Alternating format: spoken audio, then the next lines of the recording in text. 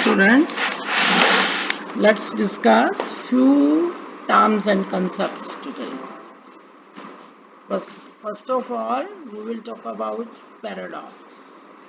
Now, paradox is a form of the figure of speech which, when heard or read, can seem to be completely self-contradictory. The phrase may be contrary to what is expected in the situation and can lead to a conclusion which is not logically acceptable conclusion. The statement may appear to be silly, but in reality contains a truth. So, what to say? Statement जो है उसका meaning incredible लगता है. It is contrary to our expectations और the existing belief, है ना. So it's a statement which seems on its face logically contradictory. Face surface level पे वो स्टेटमेंट कॉन्ट्राडिक्टरी लगती है, इलॉजिकल लगती है, एब्सर्ड लगती है, या अपन कहेंगे कि ट्रेडिशनल आइडियाज के अगेंस्ट लगती है, but turns out to be interpretable in a way and makes the reader think in an innovative fashion, है ना. अगर ध्यान से देखें तो अपन को हम वो लगता है कि भाई हाँ ये मीनिंग जो है क्वाइट रेलेवेंट है. So let's see through examples. First of all, John Donne, metaphysical poets, they use these paradoxes in their poems. John Donne's poem, "Death Be Not Proud," है ना, that poem is there. So there the last line of the poem is, "Death, thou shalt die," है ना, कि मौत तुम मरोगी. The statement is what? Paradoxical. How is it that death will die? Of course, it is man who dies, not death. But the poet says, death, thou will die. कि मौत तुम मरोगी. मौत कहाँ से मरी? मरा तो आदमी है. लेकिन पोइट जब हम पोएम को इंटरप्रेट करते हैं तो हम क्या देखते हैं कि पोइट यूं कह रहा है कि भाई डेथ तो अपना खुद डिपेंडेंट है, कोई चांस पे, कोई इंसिडेंस पे, कोई पावर ऑफ किंग्स पे, कोई वॉर पे, कोई पॉइजन पे, कोई सिकनेस पे, है ना. Further more death is like a sleep. Sleep जो है वो हमें ओपियम से और ऐसी बहुत सारी ड्रग से मिल जाती है. तो डेथ में कोई पावर नहीं है ना. और डेथ के बाद क्या है, पर्सन इज की जो सोल है वो फ्री हो जाती है from the bondage of body. तो डेथ के बाद जो है सोल तो हेवन में चली गई, वहां पर हेवन में तो डेथ पहुंच नहीं सकती. तो डेथ किसकी हुई? डेथ की हुई, है ना. तो इस एंगल से पोइट कह रहा है कि डेथ दाउ शल्ट डाई, क्योंकि डेथ के बाद व्यक्ति जो है उसकी सोल हेवन में चली गई और हेवन में डेथ पहुंच नहीं सकती, है ना. हेवन में पहुंचने के बाद तो क्या है, man is free from the bondage of life and death. तो डेथ किसकी हुई? डेथ की ही हुई डेथ, है ना. अगेन एक रिलीजियस पोएम्स जो है जॉन डन की, उनमें भी वो बहुत ज़्यादा पैराडॉक्सेस यूज करता है. जैसे कि वो एक पोएम है, बेटर माई हार्ट 3% गॉड, है ना. तो वहां पर डन कह रहे हैं, imprison me only then I will be free. How is it कि कोई आपको इम्प्रीजन करे और फिर आप फ्री हो गए, है ना. तो स्टेटमेंट इज टोटली पैराडॉक्सिकल, है ना. Statement is totally paradoxical. वो कह रहा है कि imprison me only then I will be free. लेकिन जब हम पोएम को पढ़ते हैं तो हमें पता चलता है कि भाई ये तो गॉड के लिए यूज हो रहा है. पोएट जो है वो गॉड को रिक्वेस्ट कर रहा है कि मुझे इम्प्रीजन कर लो ताकि मैं फ्री हो जाऊं हर तरह के सिंस से. कि मुझे इम्प्रीजन कर लो, मुझे कैद कर लो ताकि मैं आज़ाद हो जाऊं हर तरह के सिंस से. So the statement is not paradoxical. Of course, at the surface level it seems to be contradictory, है ना. लेकिन जब हम उसकी इंटरप्रिटेशन करते हैं, जब हम उसका डीपर मीनिंग देखते हैं, तो जो है वो मीनिंग जो है क्वाइट रेलेवेंट होता है ना. So the purpose of a paradox is to arrest attention and provoke fresh thought. तो paradox poets, writers, literary writers paradoxes क्यों यूज करते हैं? इसलिए यूज करते हैं ताकि रीडर्स के अटेंशन को वो कैप्चर कर सकें और एक नए एंगल से सोचना, फ्रेश थॉट्स जो है उनको प्रवोक कर सकें, है ना। तो it is viewed as an instrument that is fundamental to the poetic language, not only because of the literary juxtapositions, but also because a paradox continuously redefines and further qualifies meanings of ordinary words, है ना। ordinary words के जो हैं वो meanings वापिस से हम और रिफाइन किए। नेक्स्ट इज satire, है ना। Satire is a genre that sets out to improve bad behavior through sarcasm and irony, है ना। ये भी एक टाइप है, लिटरेरी टाइप है, जिसमें क्या है कि आप बैड बिहेवियर को इम्प्रूव करते हो सार्काज्म से, आयरनी से, है ना। It is used in novels, plays, short stories and hopes that by doing so he might improve it. और ऐसा लगता है कि आप ऐसा व्यंग करके इस तरह से आप जो है उस सिली बिहेवियर को या उस गलत बात को आप इम्प्रूव कर सकते हो लाइट हार्टेड वे में, है ना। Making fun of vices, foolishness, shortcomings, गलतियों का, फुलिशनेस का, कमियों का ऐसे मजाक उड़ा के आप उस सब्जेक्ट के बिहेवियर को इम्प्रूव कर सकते हो, है ना। तो that is what is there in the satire, है ना।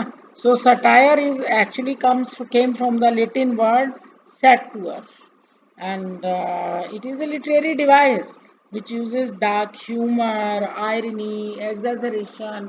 Exaggeration क्या होता है? किसी भी चीज को बहुत ज्यादा बढ़ा चढ़ा के कहना, to hold up a mirror to society. It is used to ridicule, scorn, criticize, है ना। सटायर कहाँ यूज करते हैं? आप किसी का मजाक उड़ा रहे हो, कुछ अपनी घृणा से दिखा रहे हो, आलोचना कर रहे हो, है ना। You criticise the ways of a certain time period and people when pointing out what is inherently wrong with it. तो it is commonly found in comic dramas, fiction. Its tone may vary, है ना। कभी कभी तो वो amusement वाली tone में आप सटायर करते हैं और कभी बिटर सटायर होता है। जैसे अलेक्जेंडर पोप ने एक मोक एपिक लिखा, the rape of the lock, that is totally a satirical work. और उधर जोनाथन स्विफ्ट ने लिखा बैटल ऑफ बुक्स, जहां पर वो बिटर सटायर यूज करते हैं। यहाँ पे लाइट हार्टेड वे में सटायर, रेप हो गया किसका? लॉक का। लॉक क्या हुआ? बालों की लट, है ना। गर्ल्स फैशनेबल सेट में अपने फेस पे आगे वाली दोनों लट जैसे कर्ल करती हैं, तो that thing was there in that book, in that form the part of that story. So in a light hearted way the poet talks about the follies and frivolities of 18th century society, fashionable society, है ना। where the ladies जो हैं they give more importance to their lap dogs instead of their husbands. Losing honor is cutting of the lock of the hair is not as problematic as the fact that now she has become a degraded toast. Belinda का जब lock cut जाते हैं तो उसको दुख इस बात का नहीं है कि उसके वो लॉक कट गया तो उसकी बेइज्जती हो गई या उसका ऑनर खराब हो गया। उसको लगता है कि अब वो डिग्रेडेड टोस्ट बन गई, अब वो उतनी खूबसूरत नहीं रही जितनी कि वो पहले थी, है ना। तो कैसे मिसप्लेस्ड सेंस ऑफ वैल्यूज है वहां पे लोगों की, ऐसा दिखाने के लिए उसने ये लाइट हार्टेड वे में ये फनी सी बुक लिखी। एक ट्रिवियल से थीम को उसने एपिक लेवल पे बढ़ा के लिखा, जहाँ पे सटायर ये एक तरह से मेन रोल प्ले कर रहा है ना। तो I told you that Swift's the battle of books is a bitter satire, है ना। So I would like to give here one example that will make you make the meaning clear of all these correlated terms. There is a small example from Oliver Twist. a novel from the pen of Charles Dickens. So there Oliver Twist was an orphan boy. He was born in a workhouse, है ना, वो किसी workhouse में पैदा होता है, and he was an illegal child because the name of her father is not known yet, है ना, and there was no wedding ring in the fingers of her mother at the time of his birth. She died after giving birth to her son. तो जब Oliver 5 साल का हो जाता है तो ऐसे और भी बच्चे हैं, तो अथॉरिटीज जो उस ऑर्गेनाइजेशन की हैं वो डिसाइड करती हैं कि भी अब इन बच्चों को काम पे लगाया जाए, है ना। तो भाई 4-5 मेंबर हैं उस बोर्ड के, बोर्ड मतलब भाई एक कमेटी के। तो ओलिवर को सबकी बारी आती है बारी बारी से, तो मिस्टर बम्बल वहाँ पे ऑर्गेनाइजर है, उसके उस इंस्टीट्यूशन के हेड थे इंस्टीट्यूट के।